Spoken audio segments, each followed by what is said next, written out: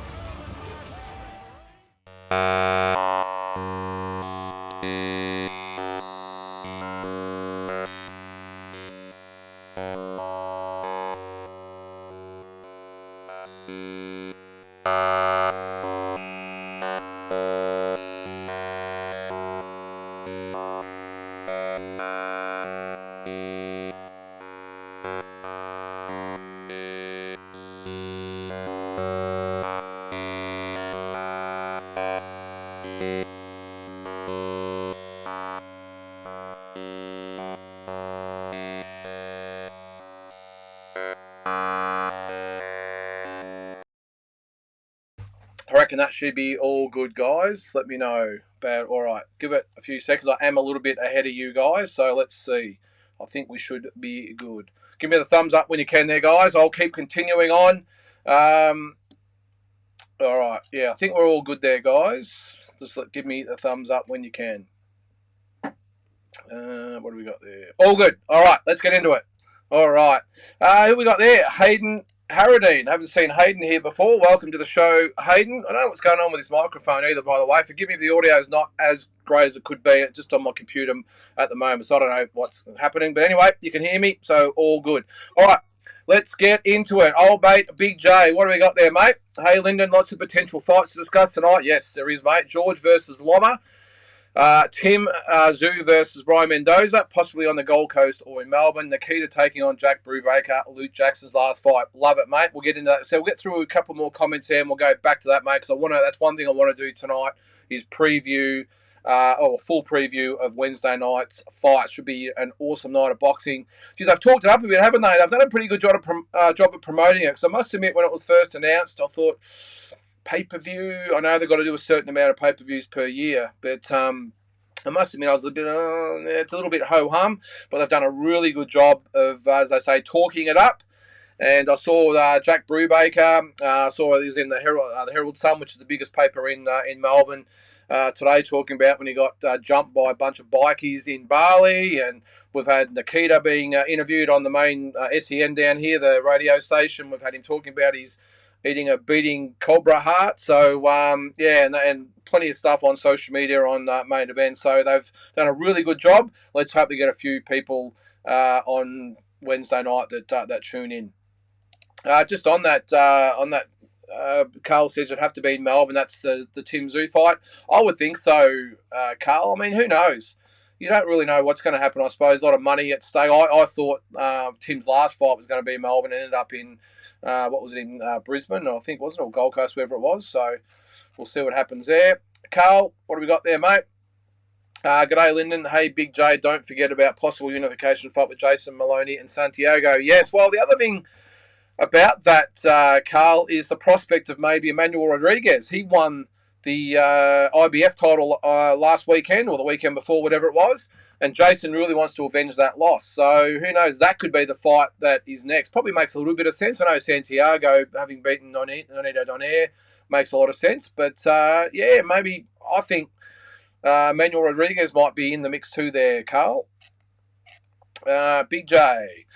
Carl, the Maloney fight would be on the undercard to George versus Loma for sure. Yeah, you'd think so, Big J. But, I mean, I haven't spoken to the boys for a little while, but I would have thought that Jason would want a bit of clean air and have his own world title fight. I mean, this is a guy that's worked extremely hard to get that belt, and he's fought on all the big undercards, all not just in Australia but overseas. I'm just not sure whether he'd want to do that, to be honest. At the end of the day, if top rank say, well, you have to do it, well, I know he'll do that. But I would have thought that they'll want a standalone card for Jason. I don't know. I haven't spoken to the boys about it, but that would make the most sense. Jason's paid his dues. He's fought on the last two George Kambosos undercards that were in Australia. And I'm not quite sure he'd want that. Now, the fly in the mix, of course, is that I think they both want to fight in October. So probably make sense, but I would like to see Jason on his own card there, Big J, but we'll see. What unification bout? Well, they're talking about it. We'll see. Unfortunately, it doesn't warrant its own card, but it should. This is the Maloney fight. Look, mate, I don't think it'd be a stadium fight. This is if Jason Maloney fights, whether it be Santiago or Donaire or Rodriguez, whoever it might be. But I think it's, as I said, I think it's really worthy of his own card. Now, it could be if it's probably been Melbourne or the Gold Coast. If it's in Melbourne, it could be at Margaret Court Arena. I think they can get sort of 3,000 to 4,000 there quite comfortably, which I think that fight or that card would warrant. If it's on the Gold Coast, I'm not quite sure. I think they've got the entertainment centre up there, whatever it might be. But yeah, I don't know. We'll see. But I do know that Jason wants his own card, and I think he's earned the right to have his own at the headline, his own card here in Australia. Big J, again, what do you got there, mate? I think George will want Sydney, especially if Zoo versus Mendoza comes to Melbourne. I think so, George. I think even though the two are quite amicable now, they are. Look, it's an ego sport. The two would be not wanting to be in each other's domain, if that makes sense. And I think Tim's not too stressed about fighting in Sydney. He's done it many times, of course. George hasn't had a big fight in Sydney yet. I know he fought, was it Brandon Ogilvie a few years back, but that's at a domestic level. Never really a big international fight. So I wouldn't be surprised, Big J, you're right there, if George wouldn't want it in Sydney, and Tim could either do it in Melbourne or on the Gold Coast. But isn't that funny? We might have 3 big fights in October that we've got to shuffle around. Main event, of course, they've got to get bang for buck for their investment as well. They're not going to want too many pay-per-views in the 1 month or around the same time. End of the day, they're $60 a pop. Only so much money to go around. So you've got George versus whoever it might be. You've got Tim versus Mendoza. Jason, even though that would probably be the third in line of the magnitude of the cards. Who knows? But that would be really interesting to see how they do it. They've all got different promoters. George and Jason have got Top Rank. Tim has got No Limit. How they all work in together, who knows? But it'll be really interesting to see how that pans out. Who gets precedence? Who's first? Whatever. So yeah, it's a good problem to have anyway, isn't it? We'll keep going down there. What do we got there? Adam Kelly, how are you, mate? Thanks for tuning in. Good evening. Keep up the good work. Thank you, mate. Really appreciate you tuning in every week. And morning, so it must be Monday morning over there, is it, Batman? Great to have you along, mate. And I'll no doubt see you on Friday morning Australian time, which will be Thursday night over there. I'm on the round table with D-Style Boxing, so keep a lookout for that. As I said, I'm not quite sure the time over there, but it'll be, I think it's 7 p.m.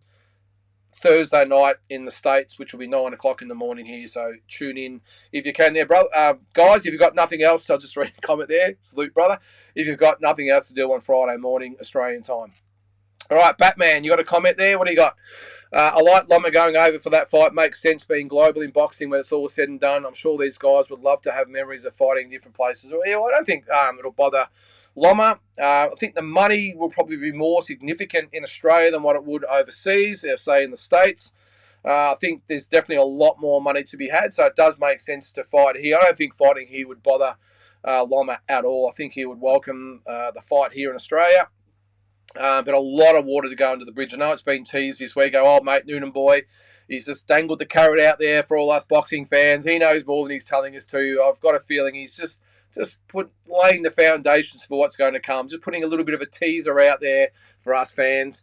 Noonan boy's right in with Team Cambosis, as we all know. So where there's smoke, there's fire. And who knows, it could be an announcement imminent. And who knows, maybe if they do know a little bit of inside information that Tim's going to fight Mendoza at a whatever point, maybe they want to get in nice and quick. Because I know there's apparently going to be an announcement on Tim after Nikita's fight. That could be a week or two away, who knows. But George, it's all a competition. There's all egos involved. I understand that. So who knows? But as I said, where there's smoke, there's fire. So we'll keep a good look on that one.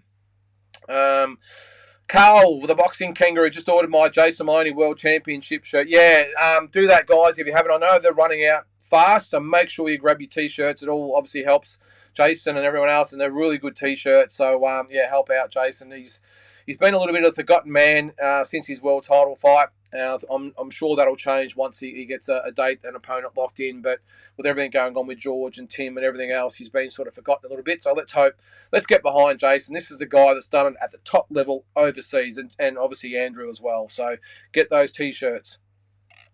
And Big J, yes, you agree with me. Damn right, Jason has earned his own card. 100%, mate.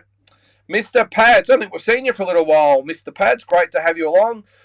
Big up, Lyndon. Ben Shalom is such a joke of a promoter. People like him need to leave the sport now. Enlighten me there, Mr. Pads. I know the name. What shows is he promoted? What's he up to now? Because off the top of my head, I can't remember his role. I know he's a promoter, but what's he done? Fill us in there. I'll keep going down. Saying good day. Yeah, so, mate, let me know. I'm a little bit in the dark there. I'm not quite sure what you're getting at, but enlighten us, mate, what's happening there. Well, here's a little bit of debate to get us started. Loma schools George. Well, who wins it? I think, look, it's a tough fight. Probably not in George's good graces at the moment since I said that I did the What's My Verdict a couple of weeks ago and said that Maxi Hughes beat him, but I think George has a good chance in that fight. I mean, Loma looked really good against Devin Haney, but as they say, styles make fights. And I've got a feeling, I think Loma you would still have to have as favourite, but I think George is a big chance in that fight. I mean, I know he didn't look great against Maxi Hughes, but Maxi Hughes, unlike Loma, didn't really engage too much, even though I thought he won. Loma likes to come in. He likes to plant his feet. He's more of a boxer, but does like to take center ring and counter punch you from center ring. George, look, I don't know. It depends on what George turns up, but from what I've seen so far of George, he relishes the big moments, the big cards, and I have a little bit of a suspicion that he struggled to get up for the Maxi Hughes fight. He was expected to win. It was in Shawnee, Oklahoma. It wasn't a big event. I just get the impression he needs these big fights to lift, and they don't come much bigger than Vasily Lomachenko in Australia, stadium fight. Would it sell in Australia? This is the other thing I was going to ask you guys. Would it be a big event? I know to us it means a hell of a lot. I'm just putting myself in the position of a casual sports fan. We all know the boxing fans are going to turn up. If it's in Melbourne, as a Victorian, Melbourneite, whatever you want to call me, I have doubts whether it goes big in Melbourne. They could do it probably again at Rod Laver and get 8, 9, 10,000 maybe. They can't do it at Marvel as much as they'll probably say this is the biggest event ever. End of the day, I suppose the results of the first two Haney fights probably will go against George. I think the Melbourne people have said, yeah, we've been there and done that. I think if he fights Loma, it's got to be in Sydney. I would think that's where he's going to get the biggest crowd. However, the Greeks' biggest Greek population outside of Athens here in Melbourne. So who knows? But either way, look, what a great problem to have. George Kambosos, Loma, wherever it is. I know we'll all be there, but does the boxing public get behind it? We all love Loma. We all know about him, but the average punter doesn't. He'll come to Australia. He won't talk much. George will have to carry the fight. At least Devin Haney has a little bit of bad blood between everyone involved. Loma doesn't really bring that. So for the casual fight fans, do we get another big event, or should it just go to Sydney and be done with it? Let me know. Where are we? Okay. All right, hang on. We'll get the Rowan first. I hate to say it, but Kambosos versus Loma won't come close to selling. Well, there you go. You took the words out of my mouth. Won't come close to selling a stadium like the saying after the Haney fights and too much else happening like Tim and UFC. Good point, Rowan. A really, really good point. And as I said before, there's only so much money to go around, not just on main event, but also to go to these fights. Now you're looking at $400, $500, $600, or that's for the real good seats, I suppose. But even a casual seat will probably set you back $100, $200. It's a fair bit of money, especially if you're flying in, accommodation, stadium price, food, all the rest of it. That's probably a couple of $1,000 weekend if you're coming to Melbourne or even Sydney or wherever. And you're right, Rowan. With Tim fighting, Jason fighting as well, the UFC coming, there's a lot going on, and no limit. And look, they do things pretty good here in Australia, and I've got no doubt Top Rank and whoever's involved with the Kambosos fight will be obviously massive. But I hate to say it. Well, no, I don't hate to say it because it's fact. I hate to say it if you're a Kambosos fan. At the end of the day, as much as a name that George is and what he's done in the sport does outweigh what Tim's done, there's no doubt about that. But it doesn't take away the fact that Tim is the biggest name in Australia, probably since his dad. It's as simple as that. I know we've had Jeff Horn and all that, Danny Green and Anthony Mundine, but at the end of the day, Costa was the massive name, and before him was obviously Jeff Fennick, and now I think Tim Zhu has nearly overtaken them all, and I wouldn't want to be competing with Tim if it's in the same month as far as pay-per-view money and attendance money and all that sort of stuff. Tell me I'm wrong. I mean, I put on my Instagram a couple of weeks ago, I still think worldwide George Kambosos is a far bigger name than what Tim Zhu is, but this is not out of Australia. This is in Australia, and like it or not, Tim Zhu is the big fish here in Australia. George, close second, but Tim is the main man. Overseas, it's a different story, but in Australia, Tim, I think you would want to work around Tim and not take him head on. His event, just my opinion. Noonan boy, if you're watching, I'm sure you'll send me a message in a minute saying what are you thinking, but I'm just telling you what I think anyway. Oh, thanks, Carl. Yes, I knew. Yes, the boxer guy. Yeah, Ben is Richard Regapor's manager. Yes, thanks, Carl. Yeah, he is an absolute tool boxer with the box. Now, wasn't Boxer? Now, were they the ones that were originally going to do the George Kambosos Teofimo Lopez fight, and that dragged on for was it a year or 18 months, whatever it was as well. I don't know what he's thinking, Carl, or Rowan, whoever brought it up before. No, it was Mr. Pads, wasn't it? About him. I mean, he should be ousted. He should be out. He shouldn't be in the sport. He has no idea what's going on. The Richard Regapour thing. How could you advise a guy to turn down a guaranteed world title fight and then, according to Eddie Hearn, go behind Eddie Hearn's back and ring Mick Francis from Tasman Fighter direct and say, hey, nudge, nudge, wink, wink, do you want to sort of put the fight on, but don't tell Eddie? This guy's got some issues, and I think we'll get to the point where either sanctioning bodies won't deal with him or other promoters won't deal with him, and in turn other fighters won't deal with him. But, yeah, not a good look. Yeah, thanks. Yep, Mr. Pads. Yep, the guy from Boxer. Get rid of Boxer. Get rid of it. All right. Dan P says, I'd hope to be wrong, but I can't see George versus Loma even being competitive. Is that right? Yeah, okay. Well, that's your opinion, Dan, and, I'm not going to argue with you.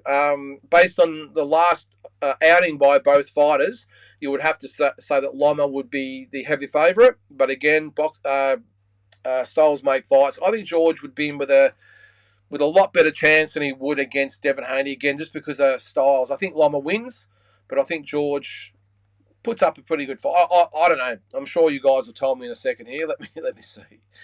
And there's another good point from Carl. George can't fight southpaws. He's only fought 2 in his career. Good call, mate. And he struggled against both of them. So, yeah, and they don't come much better than Loma, do they? So, yeah, we'll see what happens there. This is an interesting one from Rowan. George needs a good coach for the Loma fight. Well, he had a pretty good coach in his last fight. The Aussie guy that he had for the second Haney fight, I know he was over there for most of the camp and then left for personal reasons. Was it House? Was that his name that stepped up for that fight? But I think, yeah, I don't think the strategy was overly great, Rowan. And then even mid-fight to change tactics when things weren't going right for George, I don't think was there. Whether the instructions were there and George couldn't carry it out or there was no instructions there in the first place, who knows? But I did make comment during the Watch Your Verdict episode that I was really surprised that George didn't really change it up at all during the fight and try anything new to change or to turn the fight in his favour. And just allowed Maxie Hughes just to box and move and clinch and everything else, and got the win, which is great. But he would need to lift a hell of a lot, wouldn't he, Rowan, if he's going to have a chance against Loma. Hope it happens. What a massive fight that'd be for Australia. These big fights just keep rolling out, don't they? But I am with you there, mate. D-Style. Speaking of D-Style, I gave you a mention before, mate. I'll be on the show Friday morning Melbourne time. How's it going? Lyndon just came back from a late night run. What time's it over there, mate? I'm just trying to think. Is it 7 p.m. here? So I'm thinking it's an early morning or late night, whatever it is. But great to have you along, mate. Really appreciate you tuning in. What do you got there? Loma wins 9-3 or 10-2 versus Kambosos. Maybe even a late stoppage. Well, mate, again, that's your opinion. Yeah, look, yeah, who knows? It's just one of those fights. I just hope it happens. And look, what I will say, George gets a little bit of flack about certain things, but what I will say about him, he's the one that's actually putting his hand up saying, gimme Loma. Before that, it was gimme Haney. He's been talking about gimme Shakur Stevenson. There's been a little bit going back and forth between those two. He wants Tank Davis. I think he's the only one out there, maybe Shakur Stevens, the other one, saying, hey, give me all these guys. Now, I know he gets a lot of flack, you wouldn't beat him and he'd stop you and wouldn't be competitive, and that's fine. But I don't see a lot of these other guys saying, hey, I want to fight the best. And he ended up losing his undisputed title. Well, undisputed, I know someone will put in the comments there, it wasn't undisputed, it wasn't WBC. In my mind, it was undisputed. And he could have taken easy fights, but he didn't. He took on Devin Haney straight off the bat. And after that, he wanted Lomachenko again. He wanted, as I said, he wanted Davis. He wanted Stevenson. So I think George deserves at least a lot of credit for that. And at his stage of his career as well, it's all about the corner as well. Some big money fights there. But look, D-Style, I'm not going to argue with you there, mate. Yeah, you make a good point. And, you know, you're boxing, so certainly not going to argue with you there. Big J. How about Sean O'Malley? The UFC 135-pound champ. Calling out Tank Davis. I did see that, Big J. What a dickhead. He must want his pink hair knocked off. Yeah, well, look. What's got to happen with these UFC guys? They think, I can do all this in the octagon. How hard could it be to go over and beat a fighter in boxing? Guys, you are living in dreamland. I've said time and time, I almost say it weekly on this show.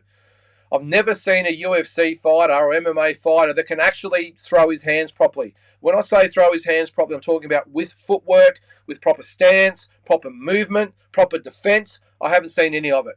When they fight, they just let him go, and it's whoever lands first. And this Sean O'Malley, he can punch, good fighter, but come on, just call out Tank Davis. That's a 1-round job, or 2-round job, that is.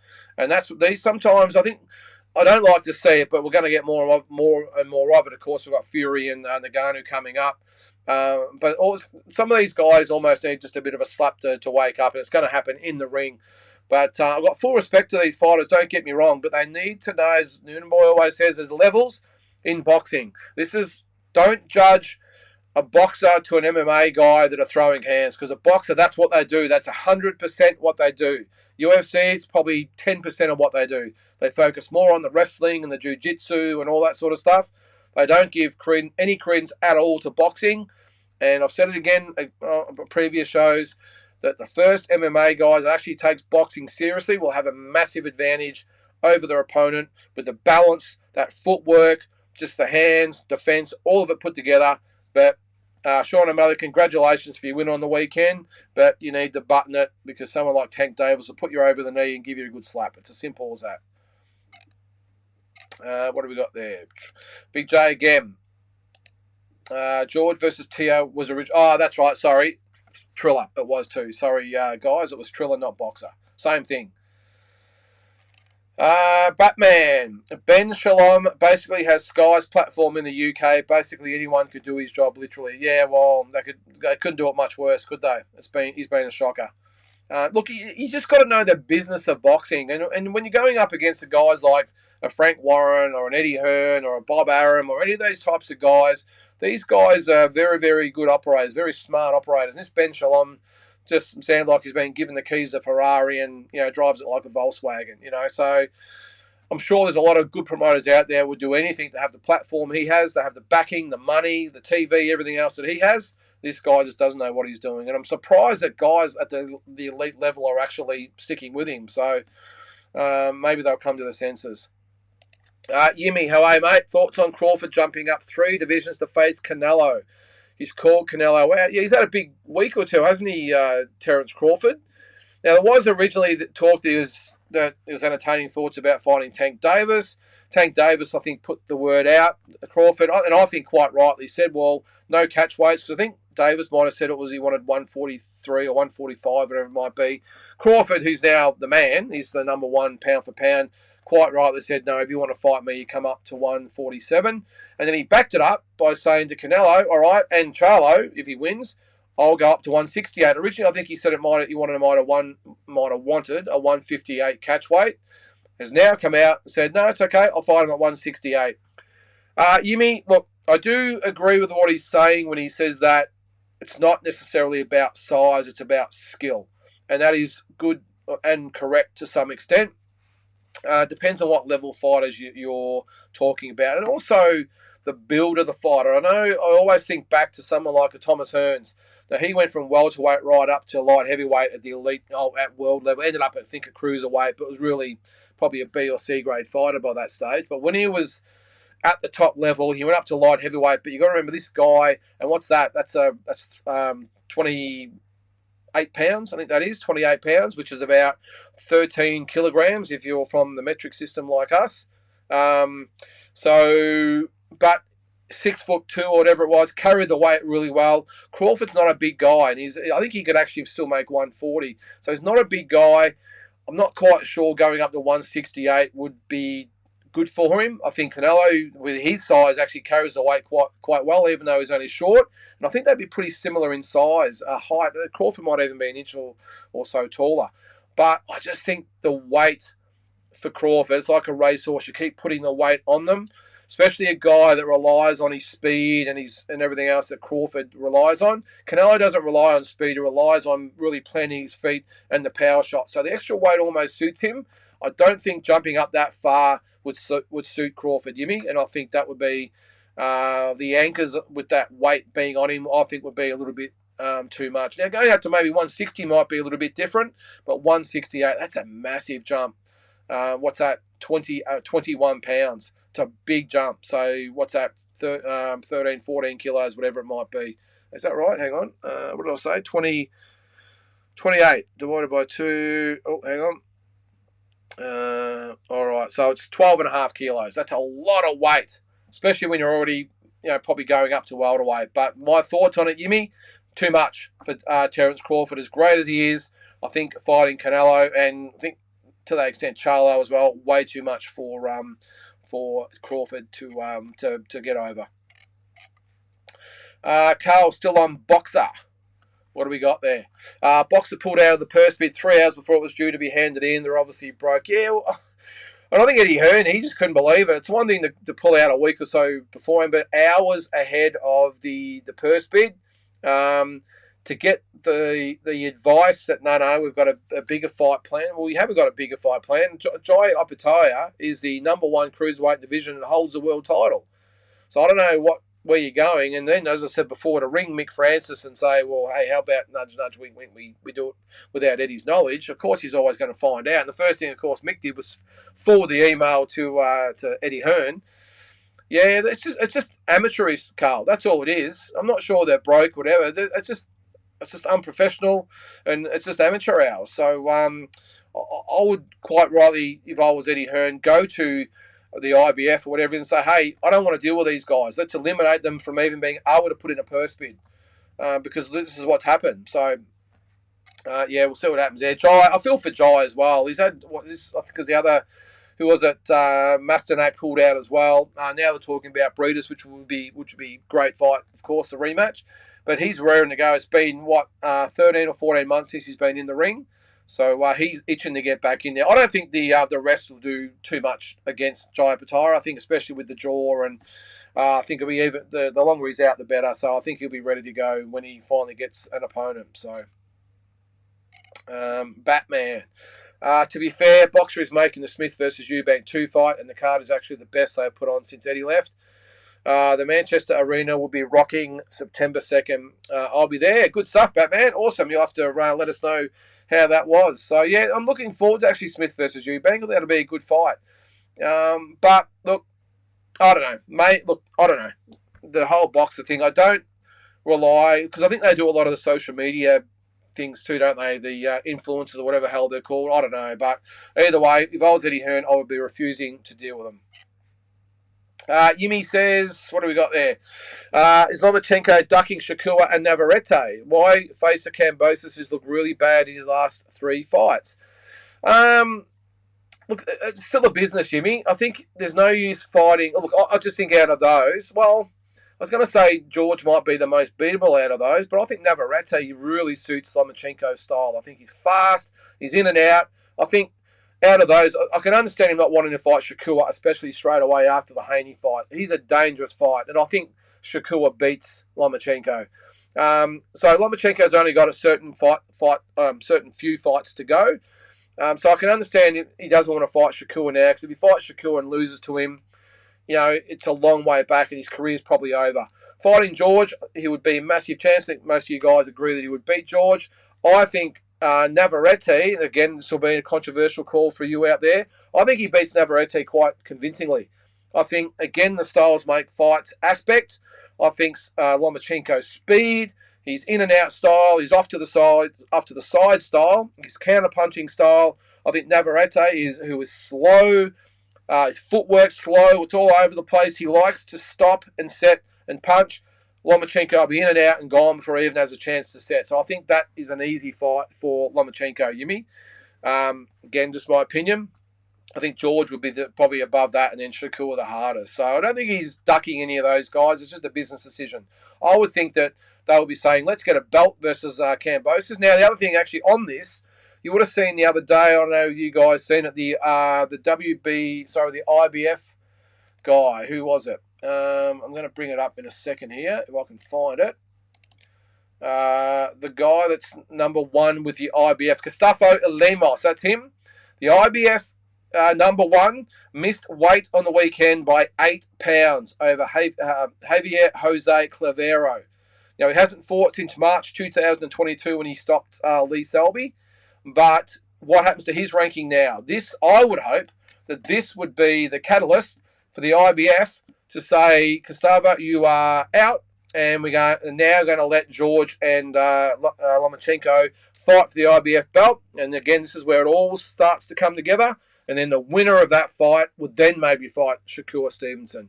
So who would hopefully by then have the WBC belt. So you can see it all sort of coming together. There's always a plan for this, and I've got no doubt that the gearing toward, and who knows, maybe Gustavo Lemos gets the step aside, maybe I don't know, or gets put back in the ratings because of what he did. But that, to me, the smoke versus fire effect, Kambosos versus Loma for the IBF belt, and then the winner faces Lomachenko. Because you see also George and Shakur going at it as well to set the stage for the next phase for both guys. There's always a plan. You can always see the way it's going to happen down the track, but we'll see what happens. D-Style, yep. Boxing Kangaroo, that's Carl and Batman Boxing, yep. Great to have.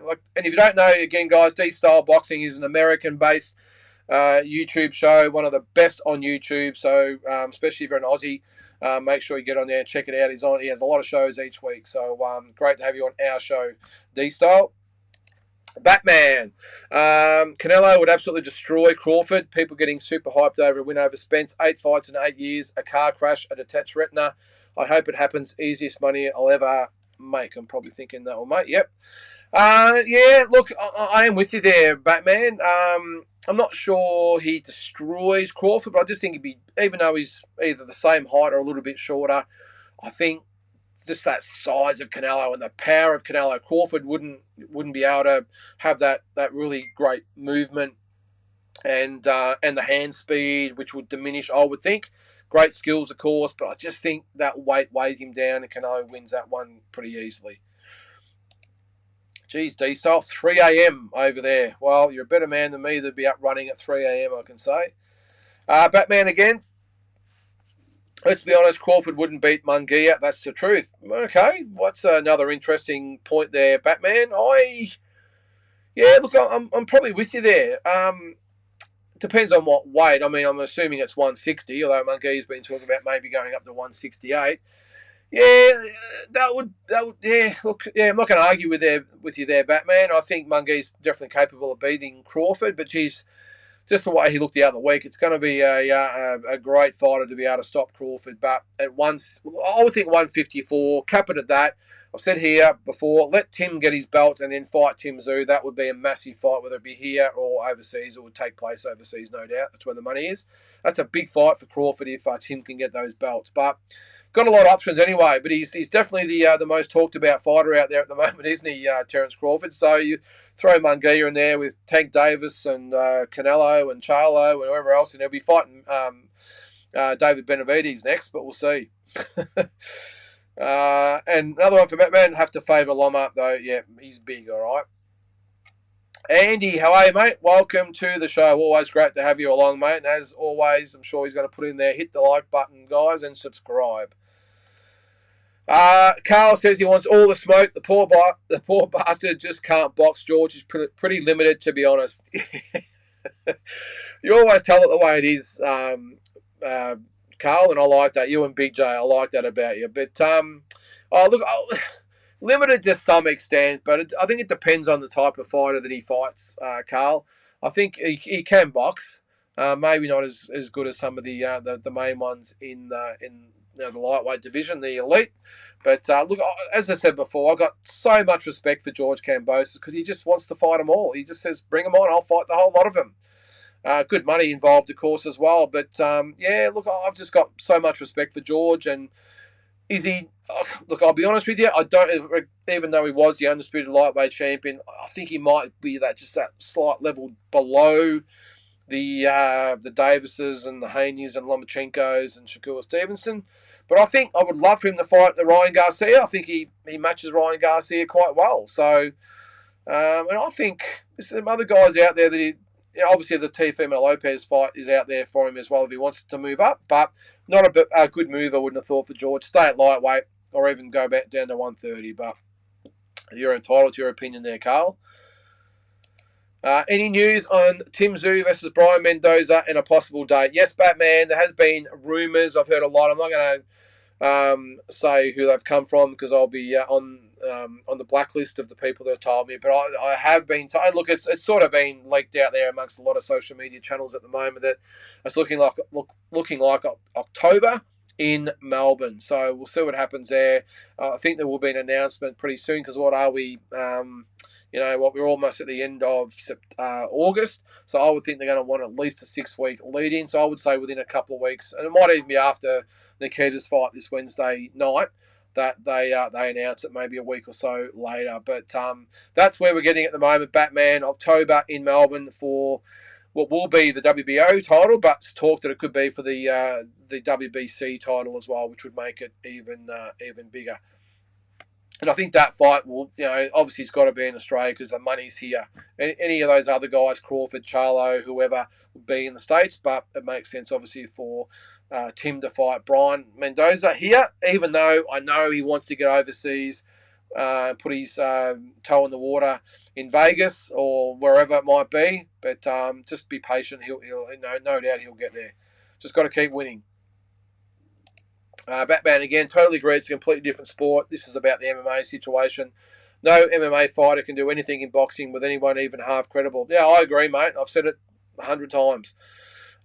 Just because you can stand up and throw hands with another MMA fighter who doesn't spend time on boxing either, doesn't mean you can go in there and punch on with a boxer. It's a bit like a boxer saying, "All right, well, I'll go in the cage and it's not necessarily MMA, but go in there and." I'll do a little bit of jiu-jitsu for 6 months and I'll take on the best jiu-jitsu fighters out there. They get bent in half or broken in half. Because you can do it, it doesn't mean you can do it well, especially against someone that's all they do. And it's a bit of an insult, I think, to the boxers, the elite boxers that even get called out by these guys or even mentioned.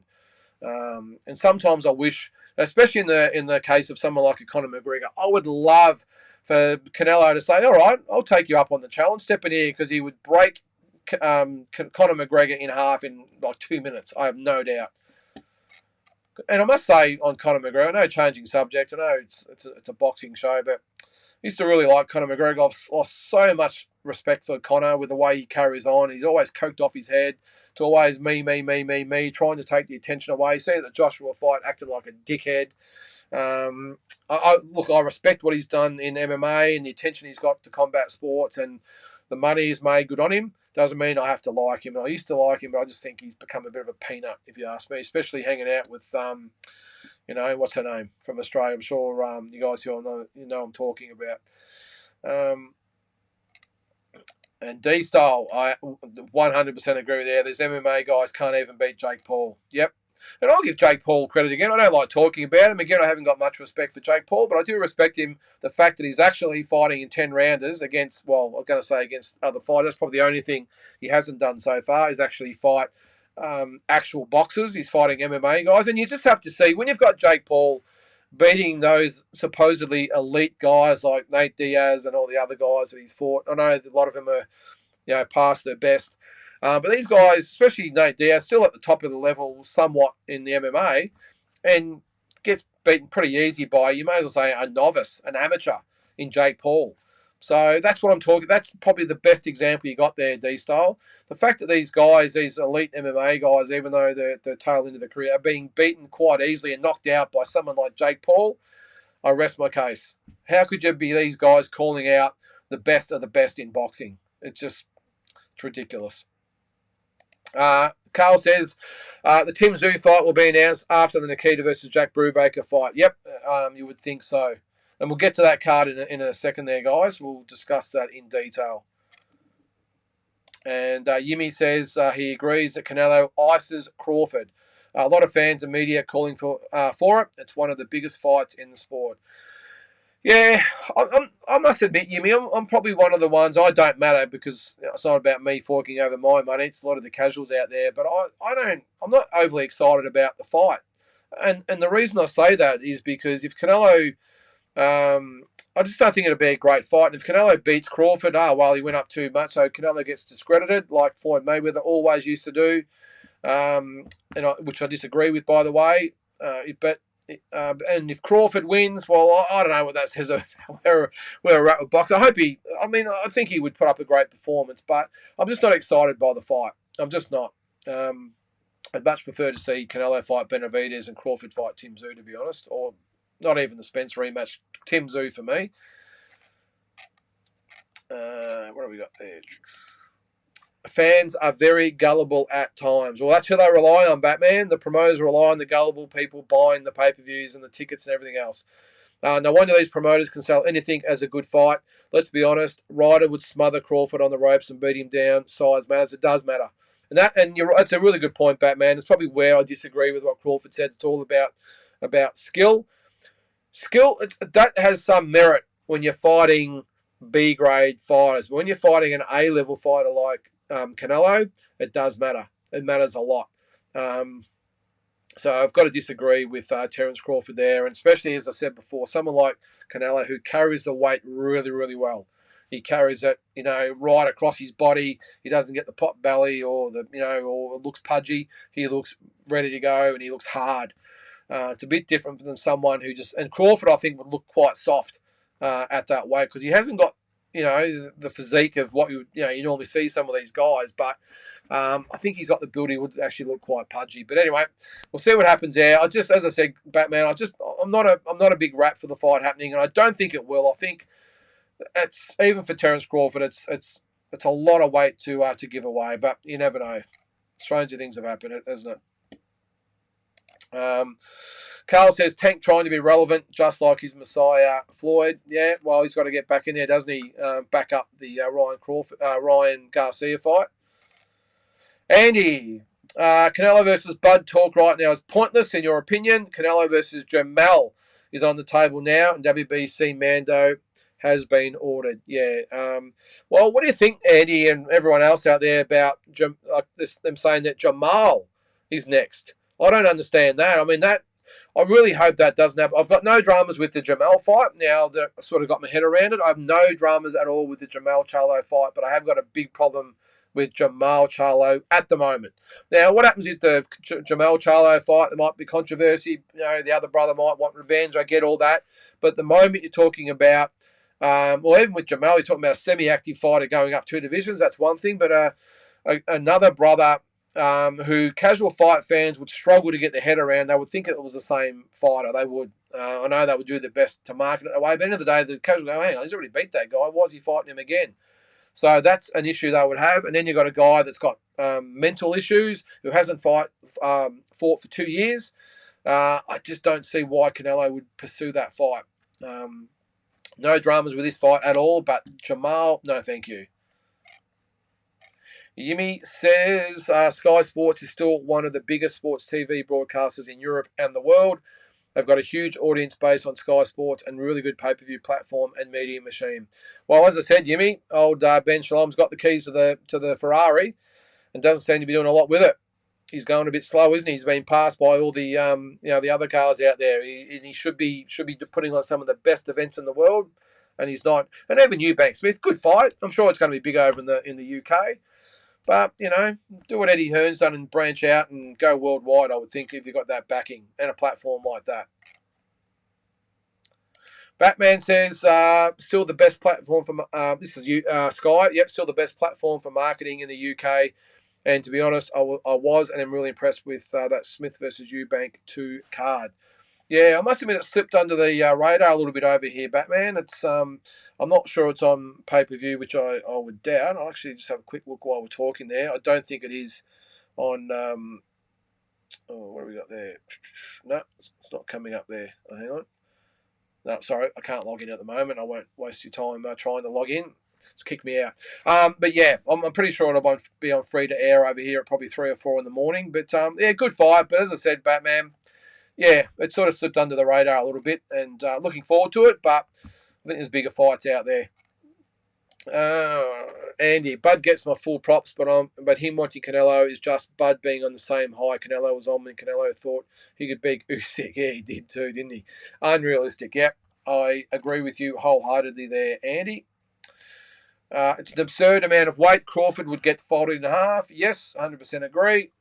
Yimmy says, I respect Bud. He said no to a BS catch weight on Tank and said he'd go to full 168 for Canelo. Even though Tank and Bud are closer in size than Canelo, Tank's fought at 140 a few times. It's one weight. That's, apart from the Tim Tszyu fight, Yimmy, you probably got a point there. That's probably the best fight for Crawford, apart from going up and fighting Tim Tszyu or maybe Spence again. That's a big fight. Tank Davis is a massive name now in the States and worldwide. So Crawford versus Tank would be a big fight. So yeah, I'm open to that, especially above going up and fighting at 168 for sure. Richard Regport will rematch Billum Smith. He beat him early in his career. Yeah, well, that does make a bit of sense there too, Carl. So why would you go to that fight when you could have fought Jaya Pataya? It doesn't make sense. There's some really poor advisors out there and managers. Carl says, I've been following the press conferences and stuff, looking forward to it. Interesting hearing Nikita says he likes to hurt people. I like that. No time for mercy in a box ring. This is the Nikita Tszyu and Jack Brubaker fight. Now, as I said earlier, guys, I must admit I wasn't overly looking forward to this card, but they've done a really, really good job of promoting this up and getting a lot of people involved. Now, they're on radio, they're in the print media, so the newspapers, all over social media. So they've done, I think, a really good job of promoting what I thought was a really ho-hum card into something that's not looking too bad. So on the card, I think I've got it here. So you've got, we'll go through a few more comments as we go. But so the main fight, of course, is Nikita Tszyu, Jack Brubaker over 8 rounds. You've got Liam Wilson against Carlos Maria Alanos over 10 rounds. Cohen Mazudia, Benjamin Hussein over 10 rounds. Also on the card, Luke Jackson, Tyson Antry. Hopefully, Luke Jackson gets the win to close out his career. Of course, he lost to Tyson Antry about 3 years ago, I think it was, 3 or 4 years ago, I think, or it might have been 2 years ago.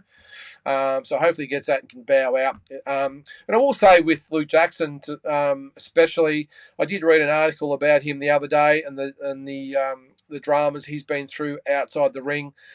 Some really dark times for Luke Jackson. So I really hope he gets the win this weekend and can put a few of the demons to rest, retire happy, get on with his life with his partner, and live a very successful life. It was pretty disturbing reading where he's been in the last 2 or 3 years. So I'm really glad that hopefully he gets his fight, wins his fight, and can retire sort of on top, if you can call it that, and move on with the rest of his life, because he's been a very good servant of Australian boxing, Olympian, Commonwealth Games, representing, I think, bronze medal at the Commonwealth Games as well, fought Carl Frampton for the world title, of course, a couple of years ago. So, yeah, as I said, really hoping Luke can get the win there. And also on the card, Ralph Etienne, who only fought a couple of weeks ago against a guy making his debut, Amiez Enyi. So that's another one. And also Amber Melia, good young prospect, a young girl, fighting Irene Ramirez, 1-1-1.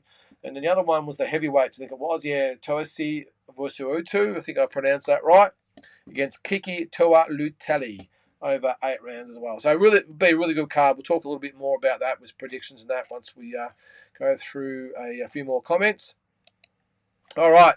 Canelo fight is simply bigger for Bud than Tank, both financially and legacy-wise. Common sense. Yeah, look, it makes sense financially, Andy, but I don't know. Geez, I don't know. Well, I don't know. Maybe I'm contradicting myself by saying he should fight Bud when the money's there for Canelo. I don't know. I just don't see him having a chance to win. I suppose. Look, if he happened to fight and beat Canelo, geez, you got to put him in the top 10 or 15 fighters of all time, don't you? I mean that's massive, but we'll see. I do agree with whoever said it before that I think he's just riding the wave at the moment. It's easy to say I'll fight him and I'll fight him and I'll fight him, but when it comes down to it, what makes the best sense for his career, I think the decision will be made. I do agree not to fight Boots Ennis. As a fight fan, I would love to see it, but from a business point of view, 100% understand that Terence Crawford doesn't have to fight Boots Ennis. It's a dangerous, dangerous fight with zero return.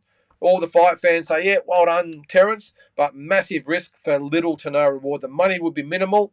He'd be better off fighting Spence. The money's there. Tim Tszyu, the money would be there. Tank Davis, the money would be there, and especially Canelo Alvarez, the money would be there, or a Charlo as well. So the other thing to consider is maybe Charlo stays true to his word, fights Canelo and goes back to 154. Now, does he choose to fight Tim Tszyu or Crawford? I think he would choose to fight Crawford. That's where the money is, even though we would love to see him fight Tim Tszyu, of course. So the thing is, the great thing for Terence Crawford, who's plied his trade over so many years, in the shadows for a long time as well, even though fight fans knew him and respected him wholeheartedly. Now he's sort of known more, industry-wide, I suppose you would say. So I hope he gets what's coming to him and some big, big paydays to close out his career. 36 years old, get those paydays, mate, and cement that legacy. Carl says Nikita is a strange lad, but he can throw hands, bro. Yes. He's a strange cat, isn't he? Look, it's a really good match between the two, and it's a really hard one. I know if you're not from Australia, you probably can't sort of get your head around it much because Nikita, even though his last name's Zoo, is pretty much unknown outside of Australia. Jack Brubaker is not probably known at all outside of Australia, but he's a real character. He's from Sydney, but which is Australia's biggest city, but he's the Cronulla Cowboy. Cronulla is a suburb of Sydney. Cronulla Cowboy wears the hat, and you'd swear it's from Texas or Oklahoma or somewhere like that. He's got the full kit on, the Cowboy stuff. So he does talk it up a little bit as well, and they've sort of bounced off each other really, really well. And look, my opinion is, if we're going to talk about predictions, I think Nikita Tszyu absolutely punishes Jack Brubaker. Jack Brubaker's talked a good fight. I think he's going to talk a lot of people into buying the fight. And as I said before, No Limit and everyone have done a great job in marketing the fight.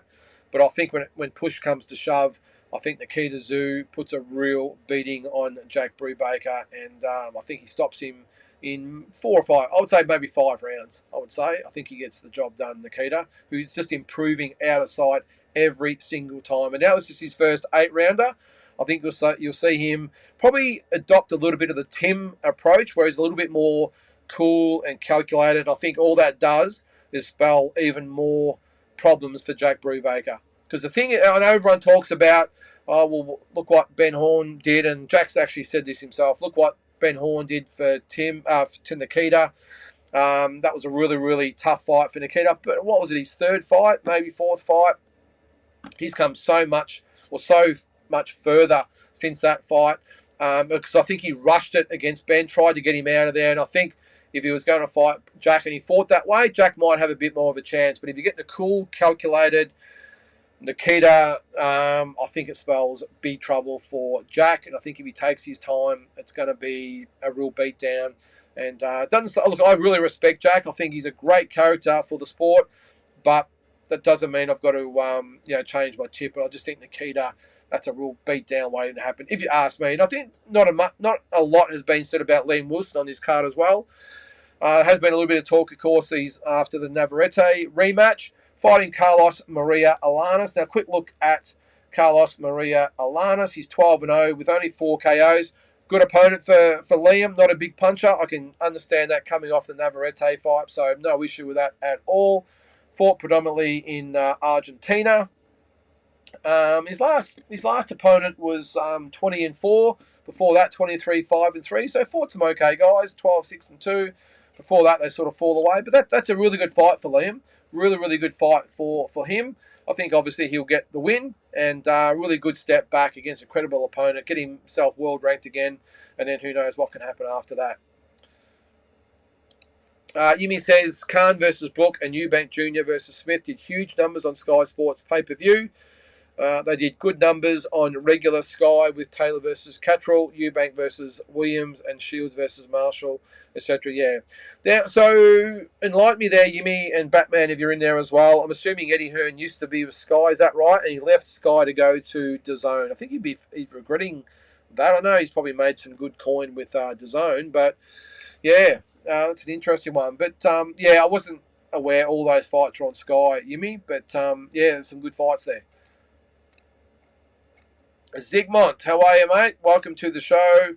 Hi, Lynden. I've noticed a lot of Aussie fighters having fight camps out in Thailand, and some even fighting and building their records there. I was wondering why it's becoming a common thing these days. Look, to be honest with you, Zygmunt, I think what's happening a lot with that is that a lot of them just go for holidays over there and training camps, and just what they say, well, while we're there, we may as well have a couple of fights. And you've got to remember, in Thailand, they probably have fights nearly every night of the week over there. Most of them are kickboxers or Muay Thai or whatever it might be, or MMA, probably more so Muay Thai and kickboxing.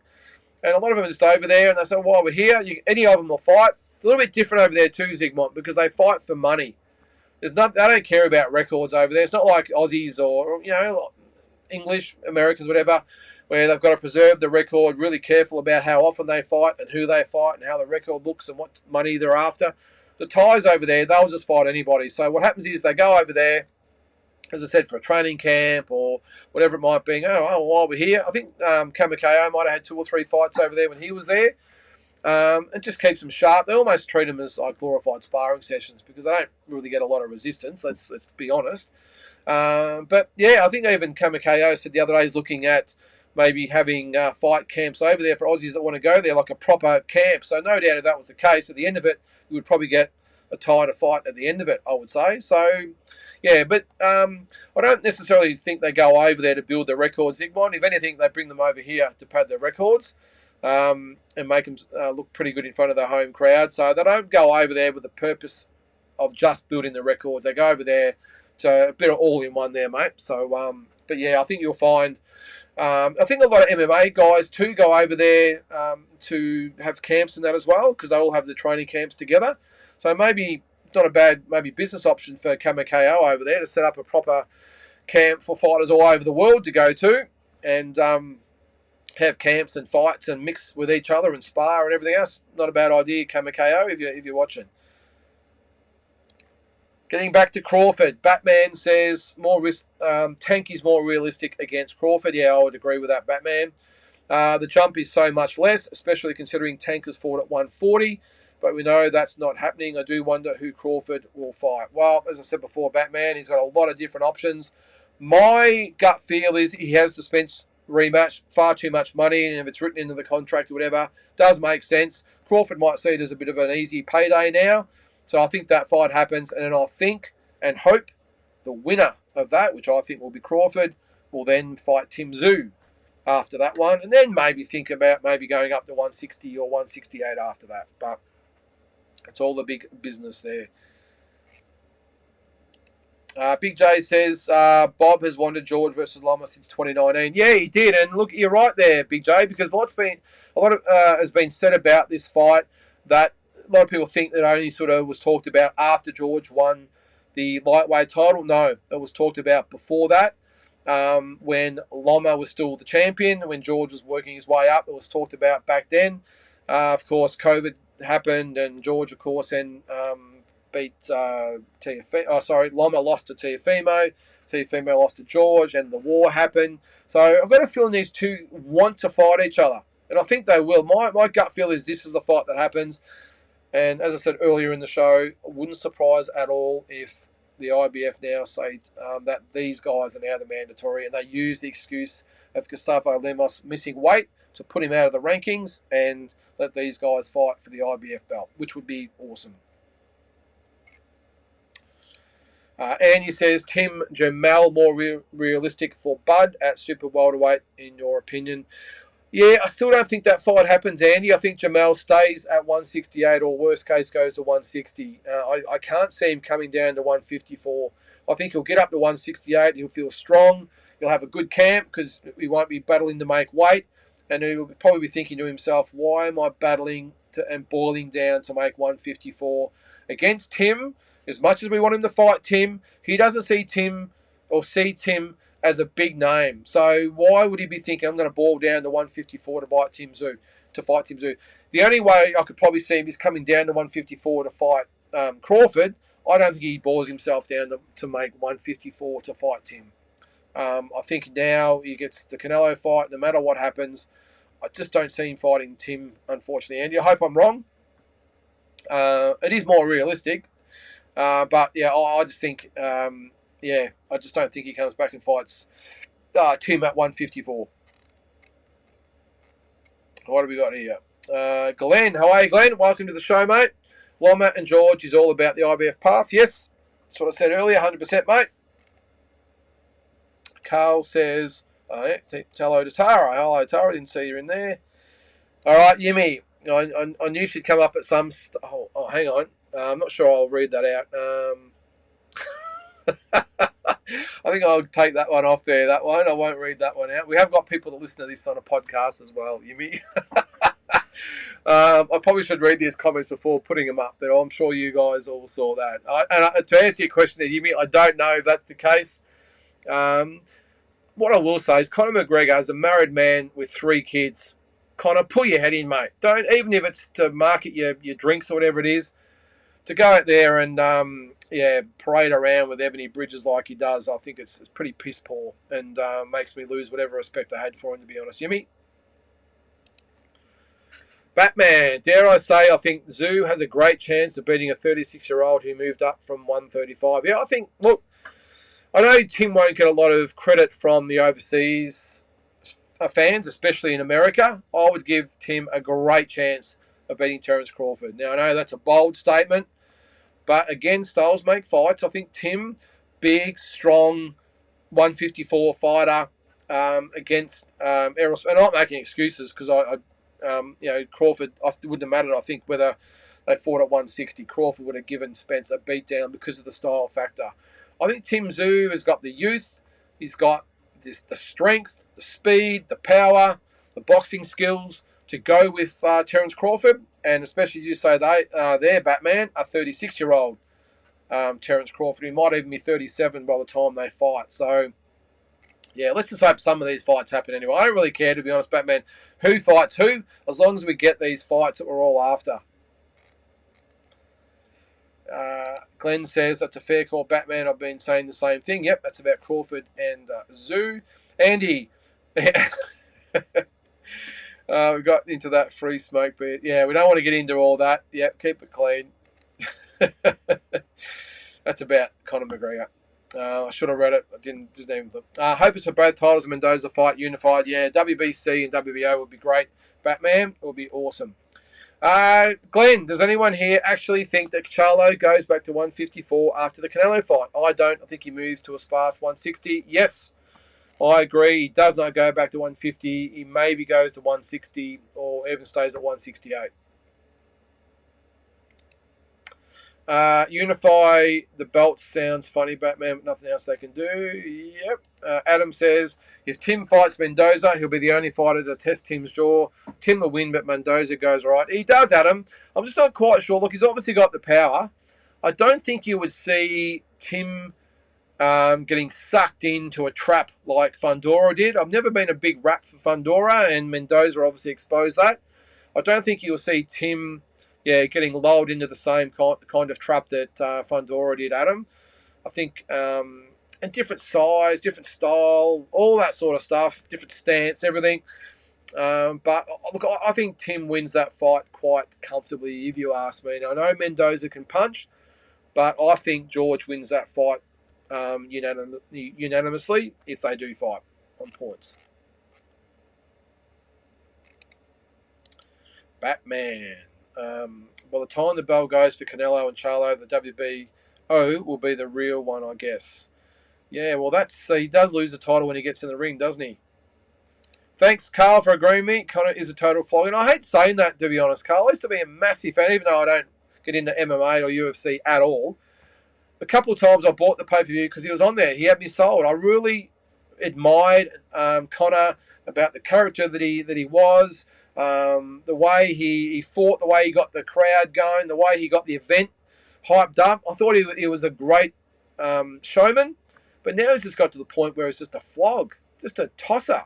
And he just needs to have a good hard look at it. If you didn't see him at the Joshua fight, I mean, Hellenius got knocked out, and McGregor goes right down to the ring apron. He's jumping around like an idiot, and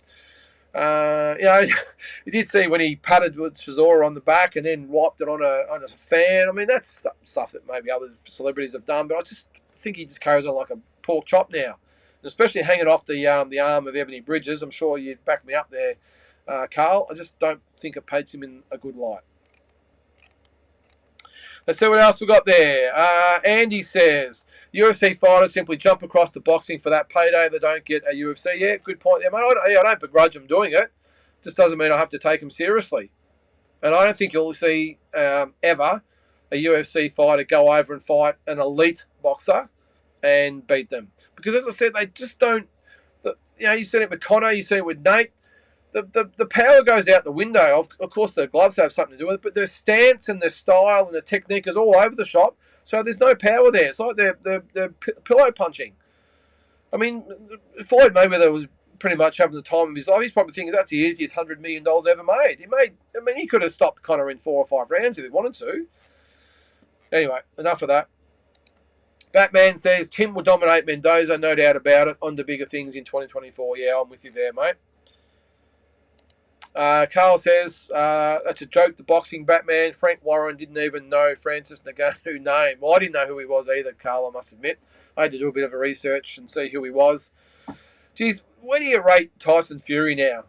He's probably another one, definitely not a flog like Conor McGregor, but as a fighter, and his legacy and everything goes, I must admit, my opinion and standing of Tyson Fury has dropped a lot for the fact that, I really respect what he's gone through in his personal life, his career, and that's great. But is his legacy damaged now that, he's taken this fight, but he's talked or strung everyone along with the Usyk situation, the Joshua situation, hasn't really done anything since the Wilder fight a couple of years ago. This Ngannou fight, does he not fight for another year after that? Look, I don't know.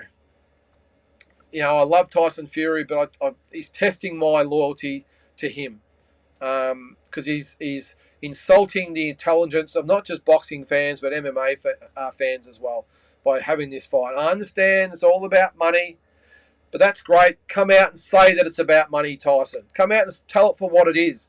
Don't tell the fans out there that this is the fight that everyone wants, because they don't. Okay, if anyone, the MMA fans will probably eat it up. Boxing fans won't. So, well, not a lot of them anyway. So just tell it the way it is. Say, look, I haven't got a fight planned. Can't come to agreement with Joshua or Usyk or anyone else. So I'm going to fight this guy and I'm going to make my $50 million. I don't think anyone would have a problem with it. I think we just want honesty from these fighters. Just come out and tell it the way it is. Even if someone like Jake Paul come out and said, yeah, look, I haven't had an amateur career. I've never fought before.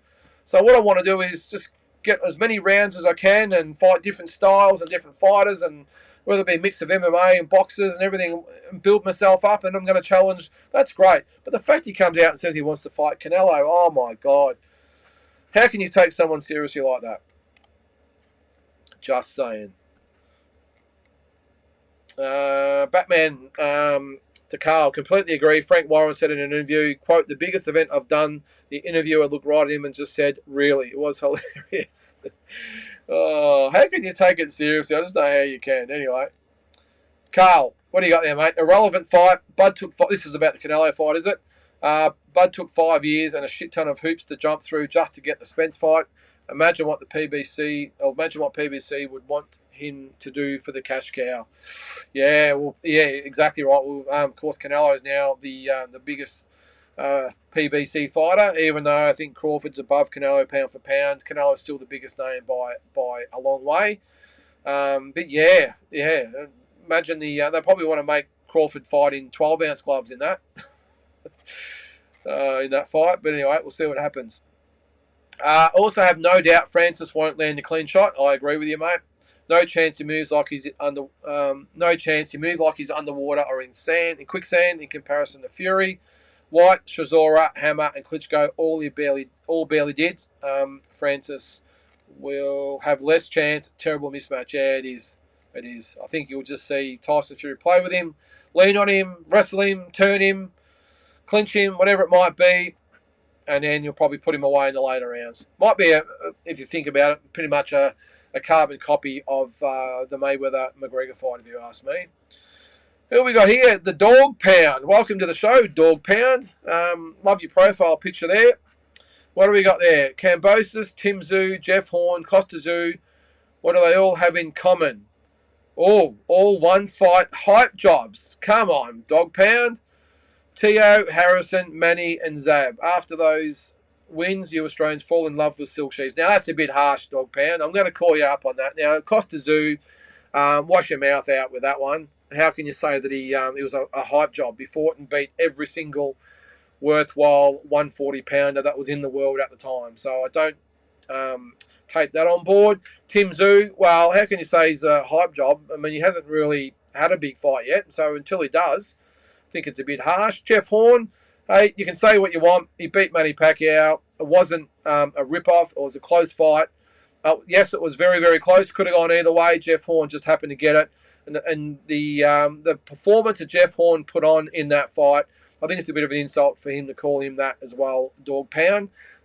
Full respect to Jeff Horn. And George Kambosos, hey, he went to Madison Square Garden outside of Australia and beat who was proclaimed to be one of the best pound-for-pound fighters in the world at the time, Teofimo Lopez. Took him to school and won convincingly, Dog Pound. So I think you're being a bit harsh there, mate. But, mate, you're an opinion. You've got an opinion, you're entitled to it. Let's see what everyone else has to say about that. Andy said, put the pipe down. I've got to agree with that, mate. I've got a feeling, Dog Pound, that one of your favourite fighters been beaten by the Aussies, or a couple of your favourite fighters been beaten by the Aussies. I've got a feeling it has. I think you're a Manny Pacquiao and Zab Judah and Teofimo fan, if you ask me. But anyway, you're entitled to your opinion. That's fine. That's why we're in here. We talk boxing. Don't agree with you, but that's cool. Andy says Jamal Charlo should be stripped, yes, of his WBC middleweight belt for inactivity, 100%. Stumps me that WBC will give him a pass to go up and fight Canelo while the line behind him pays sanctioning fees. Shake your head. Andy, look, in this day and age, I know there's a lot of mental health issues and everything else, but I still think there is the mental health card that a lot of people play, and I think in this instance, I think he's played it. I think he's just not in the position to fight. Now, I don't know whether it's correct or not, but the fact that the WBC haven't even questioned him about it or put the title in recess or whatever the hell they can do these days, and they've just simply said, well, he said that I've got some issues outside the ring. He said he's got mental health problems. The WBC, without even investigating him, said, hey, that's fine, Jamal. Take as long as you need. That's what I don't like. And I'm saying he hasn't got issues, and it's a big issue these days. No dramas with that. But the WB should have said to Jamal, we feel you, we respect you, we support you, but we've still got a business to run. We're going to give you or put you in champion in recess and give someone a chance to fight for your belt. That would have been the proper, respectful, and business way to handle the situation. It's not that hard. You know, I know it's a delicate situation and everything else. I've got no issues with that, but that's what they should have done. Champion recess. Jamal, take as much time as you want, mate. Get yourself right. When you're ready, you'll fight. You'll get first crack at the guy that's won your vacant belt. That's what I think should have happened. You got to have rules, guys. If you don't defend it, no matter what the circumstance, you get stripped. Whether you're injured, whether you got mental health problems, whatever, you don't fight for X amount of time, then you get stripped. Doesn't have to be in spite or in bad taste. I'm sorry, guys. We've got our rules and regulations say this. We've got to strip you, but when you get yourself right, then you'll get a crack at the champion at the time. It's not that hard. Kyle, champion. How are you, Kyle? Kyle, welcome to the show, mate. If Tim Tszyu destroys Mendoza, would Jesus Ramos be the next big fight at 154? He could be, Kyle, but I don't think Tim's looking for those types of fights at the moment. I think if he beats Mendoza, he's going to want Spence, he's going to want Crawford, he might want Boots Ennis. Charlo, depends on what happens there. Who knows? He might even go up to 160 and want to crack at those guys. I don't think at this stage Ramos would be the type of guy who we'd be looking at, Kyle. I think he wants the big fights, does Tim. Dog Pound, get rid of. Is he a troll? Is he still in here? Let me know. Anyway, we don't get many trolls in here, but that's all cool. Get ready. This is Tim Tszyu coming to destroy a few guys. Plenty of wins on the way from guys from all nations. Now, this is coming from an Englishman, I think, from what I can gather there from Batman. So we're not all Aussies, just hype jobbing our Aussies there, mate. Don't be so salty, Dog Pound. Come on, we have got some good fighters down here and had some great fighters in the past. How can you diss on Costa Tszyu and Jeff Horn and George Kambosos and Tim? I don't get it. Anyway, you yeah, why would you bother coming on? Yeah, well, it could be a trial, as they say, but whatever. Have a quick look on BoxRec about Kostya. Amen, Carl. Don't come on here and be bad mouth and Kostya, because if any of the fighters that was not a hype job, it's Costa Tszyu. Time after time after time. Unified 140 champion, Dog Pound. Fought everyone. Went to the MGM and knocked out who was supposed to be the next big thing, is Abjuda. Come on. What's this? The LDBC misses you. What's that, Glenn? Enlighten me, mate. I'm not quite sure what that is, but let us know. If Ramos Rex Lubin, he could get all the recognition. Yeah, good call, mate. Look, if he gets a couple of wins like that, no drama. But I just think at the moment, if you've got Tim going to fight 2 times a year, Ramos wouldn't be a big money fight for him. So you can't blame Tim for saying, I want to fight Mendoza, I want to fight Crawford, I want to fight Spence, I want to move up and fight Munguia. He's got even a Michael Zarafa fight here in Australia would be a lot bigger than that one. You know what I'm getting at? It's a business. And sometimes it's just not what makes sense to us fans on ratings or whatever. It's purely a business at this level, unfortunately. So it's not what we want. It's what makes the most sense. What do they say? If it makes dollars, it makes sense. Carl says, Jack was watching the Ben Horn fight and saying Ben gave him the stanky leg. This is Jack Brubaker. The stanky leg. And then said he's going to put hands on Nikita's chin. Funny stuff. Yeah, look, it's a good build-up for it, isn't it, mate? As I said, I'll be watching on Wednesday night. Is it pay-per-view worthy? It's arguable. Look, I don't think so, but I'll still be paying to watch it. It's boxing at $60. Not that much in the scheme of things when you consider what a ticket would cost and flights and accommodation for $60 to watch it in your own house, especially if you get a few friends over to watch it. Look, I don't think Ben Horn gave Nikita the stanky leg, as Jack would call it. I think I think Nikita punched himself out. I think he went for it too early. As I said, it was his 3rd or 4th fight, whatever. He's learned a lot from then. I just think Ben had him in a bit of trouble just by volume of punches and not going away. He just kept punching. Full respect to Ben Horn. I think if they fought now, I reckon that could be an early night for Ben. I think Nikita's come so far. He would handle Ben a lot easier next time. Having said that, Ben is a very awkward guy. But yeah, look, it'll be entertaining while it lasts on Wednesday anyway, Carl. What do you say there, BJ? I have to say, not a fan of Nikita versus Jack. If Nikita beats Jack quicker than Tim, as predicted, which went 4 rounds, of course, Nikita could involuntarily start to discredit Tim's record if he starts fighting Tim's opponents. Yeah, not a bad call there, BJ. I'm just trying to think who else could he fight that fought Tim. Who else is there? Of course, Dwight Ritchie's no longer with us. Rest in peace to Dwight. There's maybe Joel Camilleri. Who else is there? It's probably not really that many other ones there. But I would like, if he gets past this one, which I think he will be, Jay, I would like to see him fight Cole Mazudia. I think that's a really good fight for him. Maybe not necessarily Ben Mahoney just yet. Maybe give him another 2, 3, 4 fights before that. I think Cole Mazudia he could beat definitely in his next fight. And who's he fighting? Benjamin Hussein. I think that's another fight for him as well, that he could potentially fight him as well, even if Benjamin Hussein loses to Mazudia. He's been pretty lippy too, hasn't he, Benjamin Hussein? I'm not sure I'd be getting lippy with someone like Kyle Mazzuti, who's a proven solid performer, when he got wiped out in 2 rounds by, who was it? Who was it? The Melbourne boy. Who was it? Lockie Higgins, who had a 7-5 record, 7-5-2 record all the time, and stopped Ben Hussein in 2 rounds. So he's had a lot to say for someone that got beaten by a journeyman, but who knows? Maybe he knows something that we don't. Batman, up and coming.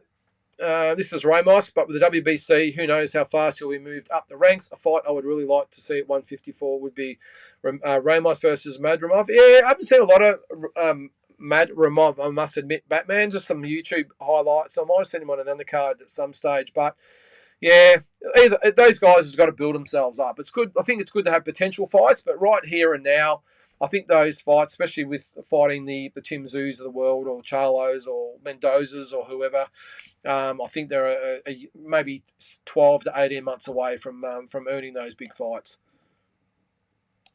Big J, how do you get on your show? On the show, or just have a comment on the show? On the show, Big J, I'm not sure how you do that. Maybe have your own YouTube show like I do. I'm on there Friday morning. But I think they take comments all the way through, don't they? I'm pretty sure. Asbot. What do we got there, mate? I don't think you've been here before. Welcome to the show if you haven't. I'm just wanting to get on the record now. Yes, I think Zoo beats Crawford. If they ever face off, let the insults fly. Well, we're not going to get any insults, mate. We're going to back you. What a great fight that would be. And I'm not just saying that because I'm an Aussie or whatever. I'm just looking at 2 elite fighters. Now, I know Tim is nowhere near the resume of Terence Crawford, but I think he's at the level. I think he gives Crawford a really, really good fight. I think the edge would still be slightly with Terence Crawford, but I'm with you there, mate. I'm certainly going to insult you for picking that result. As I said, I think Crawford still is a little bit in front, but give Tim another couple of fights. Who knows? Batman, since weights no longer matter, I'm calling for Nikita Zoo versus Campbell Hatton. Well, that'd be a pretty good one. Repeat or revenge. Honestly, it would be far too cruel on Campbell. Yeah, that wouldn't end very well. Batman, I think Nikita would really take revenge on Campbell Hatton. But I think, what is he? Nikita's obviously 154. What's Campbell? Is he 140 or 135? Is he? I might just put him in there. I can't remember what weight he is. It might even be 126, is he? Let me have a look. Campbell Hatton. He is a super lightweight. So he's 140. So, yeah, he's 14 pounds behind Nikita. So I think Nikita would welcome that fight. Maybe they could do it at catch weight. I see Nikita growing, though. You see, he's got such a good build on him. I think he could end up at 160, no problems. Kyle says... I've seen the highlights of Madrimov, but he, like most fighters at 154, has been very quiet. Yeah, he has. He's just got to get a lot more notoriety about him, Kyle and Batman, and he's a long way off getting a big fight, I would think.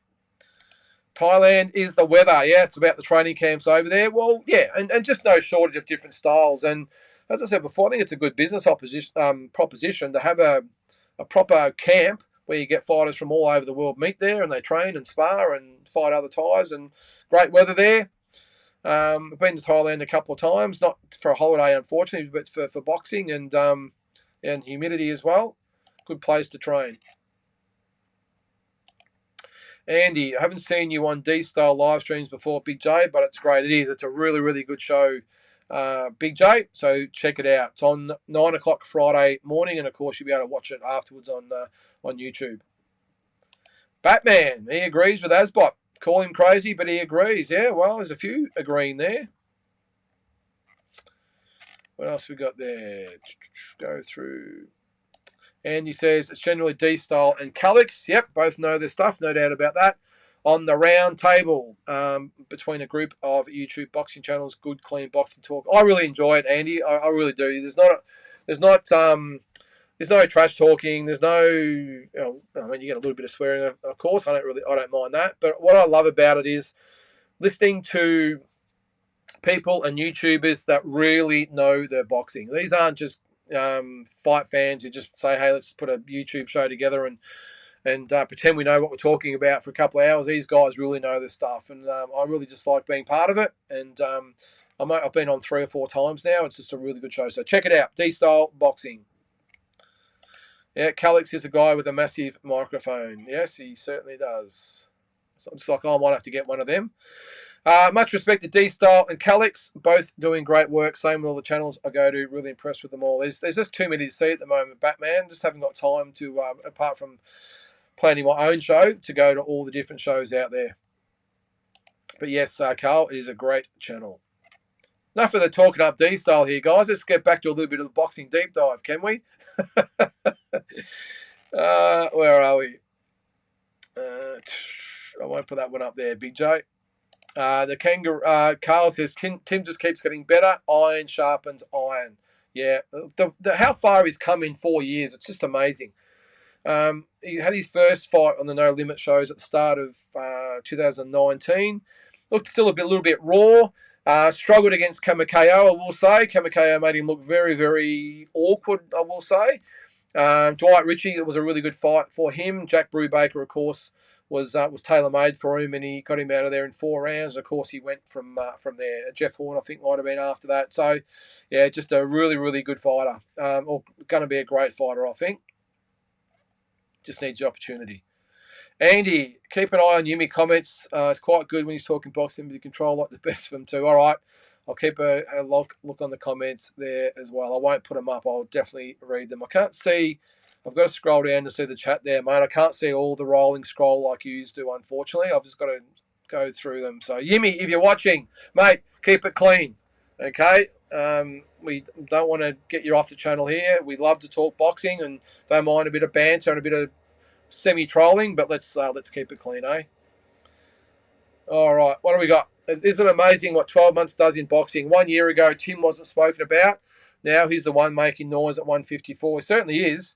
I think those the Tony Harrison fight was the one for me. And in hindsight, it was really risky, but what a great reward for that risk that he took. Because after that fight, people went, "Whoa, shit, this guy!" They would have heard the hype out of Australia and of course that about him, and probably fobbed him off like Doghouse or whoever it was before.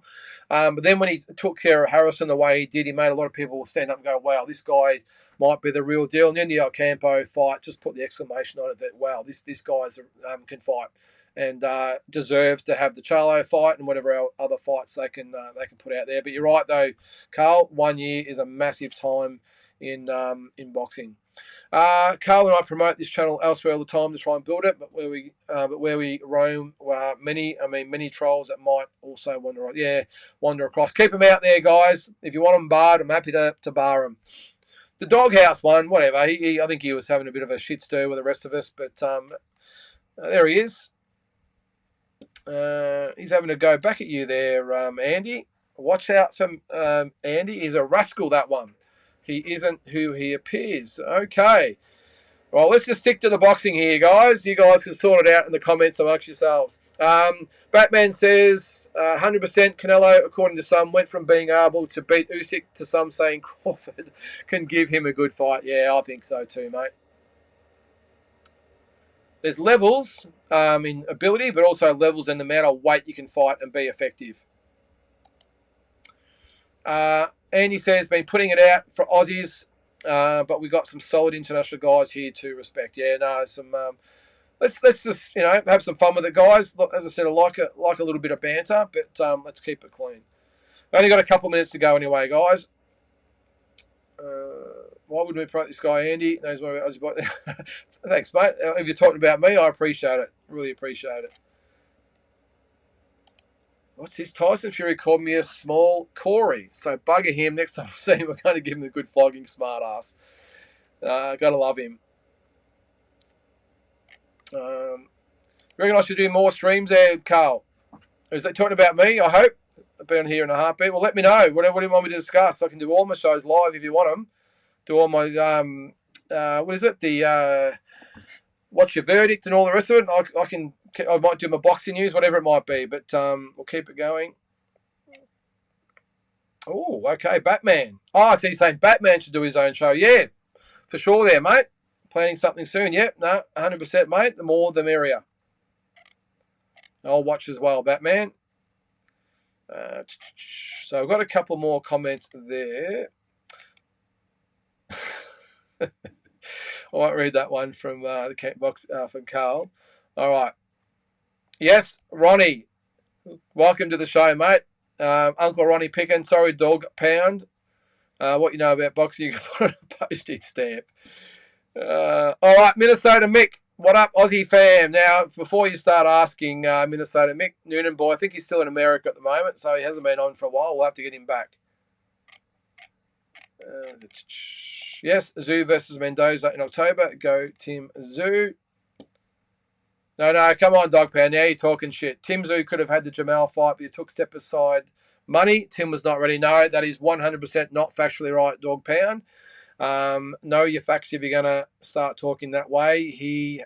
The fight was set for January the 28th of this year at the Mandalay Bay. Jamal pulled out of that fight with a hand injury.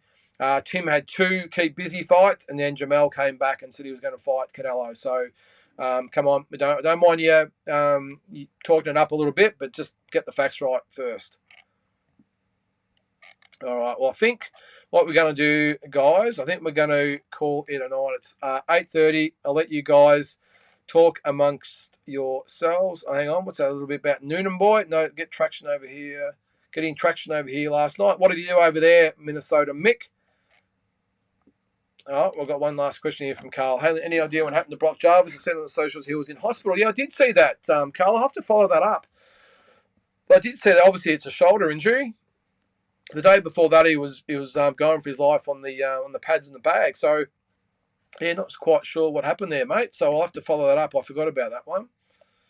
Mick says, the Noonan boy moved back over here. He was with Charlo last week in LA. No, he hasn't moved over there, mate. He was obviously over there for the George Kambosos fight in Oklahoma. Then he went to Vegas for Spence Crawford. And I think he stayed over there for 3 or 4 weeks with family and friends, I think it was. I think his wife might be American, I think. So he stayed over there for a little bit. And had a bit of a wind down over there. I know he's been getting really into the 2-pack stuff. Like, he's a big 2-pack fan. We talked about this when I was over there in July for the Kambosos fight, and he's right into that. And obviously some events where they're on the verge of charging someone. I'm sure he'll be all across that as well. So I'll have to have a yak to him about that. All right. That's about it for the show this week there, guys. Old Dog Pound. I'm not sure whether he's still in the chat there. One last thing there from Kyle. We know Tim Zoo wants Crawford, Charlo and Spence, but Charlo has dodged him since day one. Yes. Spence, that hand injury went away really quick all of a sudden, didn't it? Spence could retire if Crawford destroys him again. I would advise him to. And Crawford seems to be looking at only pound for pound, and who would blame him? Yes, I think Noonan boy's back. I'll have to give him a call. We've got to get him on. We've got to get a show happening. I want to hear all about whether or not he comes on after I said that Maxie Hughes beat George. I think he's like me, though. Hey, it's just an opinion. Doesn't mean we don't admire and respect George. It was just my opinion. So I'll have to get Noonan boy on. We might even get him on here one night. We might do a talking boxing between the both of us, and we can have a bit of a chat with you guys and see how we go. But that's it for this week, guys. This hour and a half always goes nice and quick. Make sure you look out this Friday for the weekly roundup, and we might do another What's Your Verdict. I'm thinking about doing Anthony Mundine, Danny Green, number 2 in a What's Your Verdict. So keep a lookout for that one. And I've got a couple of other things on the burner at the moment as far as shows goes. So we'll see how we go with that. But again, guys, really appreciate you all coming on and watching the show. It's very, very much respected and appreciated. And until next week, guys, have a good week, and we'll see you then. Cheers.